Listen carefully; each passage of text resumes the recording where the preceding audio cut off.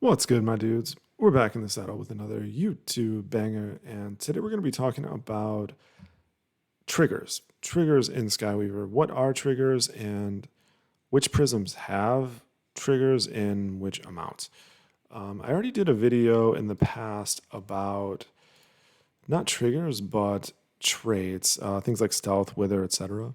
And that video I had quite a bit of fun making, so I figured I'll make another one on triggers and we can talk about triggers a little bit. So, quick disclaimer: the information in this video actually comes from a spreadsheet that's available on my website, skyweavertcg.com, but the data itself comes from a user named Training Dummy. He put together this sheet for us and made it available for free. So if you guys find it useful, feel free to donate to his sequence wallet, which is available right there.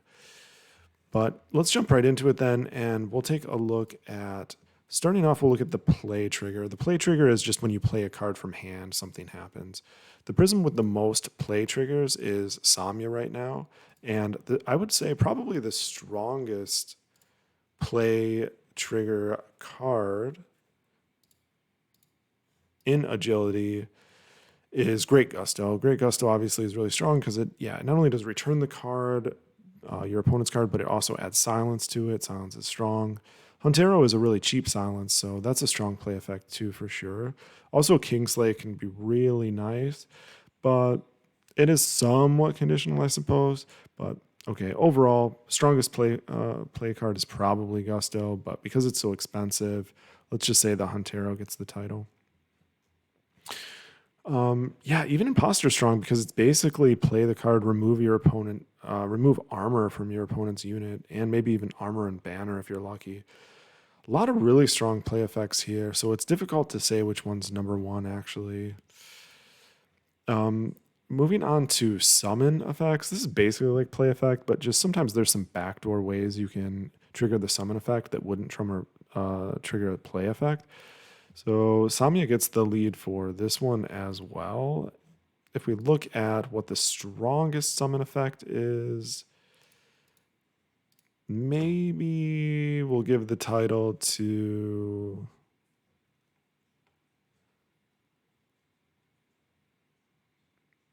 Epic Eagle. Now Epic Eagle got that buff. It can basically charge out 6 attack if you have lower health than your enemy.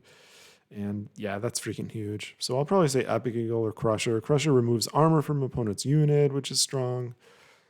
It's always strong, but it's got to be Epic Eagle, right? Moving on to death effects, yeah. As you probably guessed, Buran has far and away the most death effect cards. If we're talking about which one's the strongest, maybe we'll say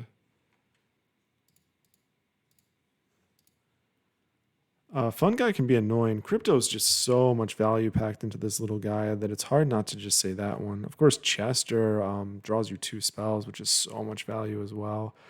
Most of these death effects are geared towards getting card advantage in Heart. But I think if we're talking number one, it's got to be Flame Phoenix. So strong that we have entire constructed decks built around this one death effect. Does 2 damage to your enemy units and adds a fireball to your deck. So yeah, I'll give the title to Flame Phoenix right there. Moving on to Inspire abilities. Looks like Ari has the most cards with Inspire. Inspire is basically, if you have a card on the board and then you play another card, if it meets the Inspire criteria, then something happens. Let's check out Ari's Inspire stuff and see exactly which one is the strongest. Electron's all right. They did nerf this Inspire effect a little bit. It used to add a zap to the card. Now it adds it to your face. Frostmane's a brand new card with a pretty strong Inspire effect. If you play a water card, does 1 damage to the lowest health enemy in it and adds Frostbite to it, which is pretty cool. But ultimately, Mutichi and Zam, it's a toss-up. Mutichi's effect is really strong, but because Zam is just so strong that entire constructed decks are built around it, I'll give the title to Zam. Zam is the strongest Inspire card in Intellect. There's also decks built around bubbles too. So, this Inspire Water, just puff them up, bump them up, pump them up.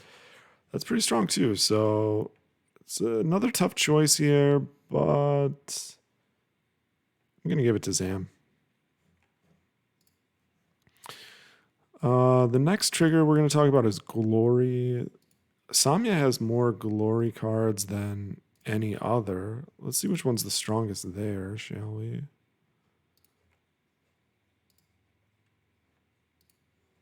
It makes sense that Samya would have the most Glory because Glory, it's all about going face. When you hit the opponent's face with the card, something happens. Samya wants to go face, so it's a match made in heaven. I'd say, yeah, probably Riptide is the strongest Glory effect that Samya has. Not only because when this card goes face, it already gives you a nice juicy 3 lifesteal, but you also get the Twin Mana Crystal, which is a ton of ramp and flexible ramp at that. So yeah, gotta be the good old Riptide there. Gets the number 1. Sunset effects, it's just something that happens when your turn ends. Ari does have the most of these, which means it's really important for Ari's cards to stick on the board. This combined with the lack of play effects here means that unless Ari can get his cards to stick, then he could be in for a rough time. Let's see what the strongest one is in this category then. We're talking sunrise or sunset. Okay, this is sunset. So yeah, quite a few to choose from, but I like actually, you know what? Shell Officer, Hive, maybe. Hive is so amazing because it's 5 health with armor, which is difficult to kill, but the fact that Shell Officer has armor and it has lead, this card is just brutal when it's played on curve. If you don't have an answer almost immediately, it runs out of control. So I'll give it to Shell Officer. Of course, Krakus is super strong, but because it's an 8-drop bomb, it's, sometimes it's difficult to get the sunset effect to go off because you do have to be out of mana. And if it's super late game, it's not always the easiest to be at 0 mana. That's also true for Shell Officer's sunset effect. You also need 0 mana, but because he's played a bit earlier, it's usually easier to get to that 0 mana point. Yeah, I'll give the title to Shell Officer. That card is just a beast. Sunrise effects, it's just like Sunset, but it's at the beginning of your turn. The winner in this category is actually Lotus. Lotus has the most Sunrise effects, so he wants his cards to stick on the board too. Let's see what the strongest one is. Yeah, Cloud Sloth is really useful and constructed. It's just ramp and... yeah, Cloud Sloth, hands down, that's easily the best Sunrise card that Wisdom has, and maybe one of the best Sunrise cards in the game. For Mulligans, this is just, redraw your hand, basically. Obviously, Lotus has the most Mulligan cards. That's without question. So what's the strongest Mulligan card that Lotus has? Well, Seer's Mask gives you an extra mana. Canny Mask gives you an extra card. Windweave gives you 2 extra cards. Cloud Kid can be awkward. Fortune Seller can be awkward. I'm going to give it to Scroll Keeper. Scroll Keeper gives you that nice little mulligan. It has a cool attachment. It just does a lot of things, and it has stealth, so it sticks around. I think Scroll Keeper is a really good card in just about any deck. It's always useful. It's versatile. It's just overall a good card. So I'll give the title to Scroll Keeper. Why not? Moving on to draw effects.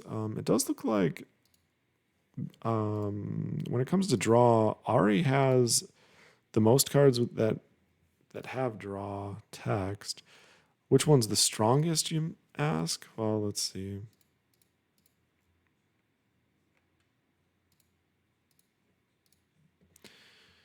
So if we're looking at draw cards, probably we're looking for which one gives you the most card advantage, maybe. Tempest Brew gives you 3 draws, but it is 4 cost. It can be clunky. Floodwater, yeah, it's got to be Floodwater, right? It gives you 8 whopping cards for only 9 mana. if you're in a control matchup, this card is just indispensable. So yeah, Floodwater, the king of draw, without a doubt. And lastly, let's look at Dust. So apparently Lotus has the most cards with some sort of dust text on them. Not all of these dust effects can be pointed at your opponent's units. Some of them involve your own units, but still, that's a lot of dust for one prism. Let's see exactly what there is to choose from. Eradicate's an amazing dust card because it's so cheap and it's targeted and it can just come in handy in so many situations. Lost in the Fog also can be dust in a clutch if you really need it, and Twist and Turn does dust as well. The rest of these dusts are generally dusting grave units or dusting your own units, so not super useful for taking care of your opponent's board, but still, I guess there's dust text on them. Because dust isn't always directed at your opponent, it's kind of difficult to say which prism has the most effective dust cards. Maybe that'll be another video, maybe a follow-up video. Let me know in the comments if you guys want me to go more in depth on dust, because I do feel like there's more to say here. But for now, let's just say Lotus has the most dust ability. And that's actually it for the triggers. So for the sake of not letting this video run too long, we'll just end it right there. Hopefully you guys found this somewhat useful. And if you did, hit the like button or also hit the subscribe button. That'd be nice. Yeah, thanks again to Training Dummy for making the spreadsheet that lists all the traits and all of that. And yeah, if you want to see the sheet for yourself, you can go to skyweavertcg.com. It's right there in the win rate section.